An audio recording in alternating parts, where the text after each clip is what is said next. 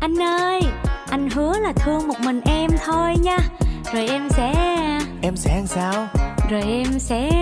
Em sẽ làm sao nè?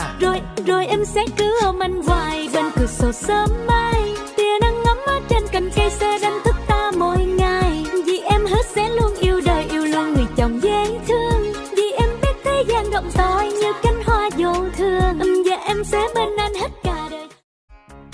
Anh ơi, anh hứa là thương một mình em thôi nha. Rồi em sẽ... Em sẽ làm sao? Rồi em sẽ... Em sẽ làm sao nè?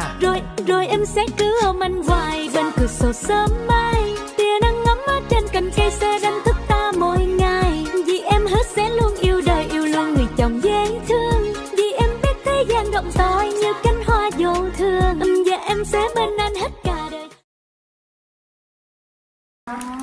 Hả? Ủa? Giảm gì? Sao mà mờ quá vậy?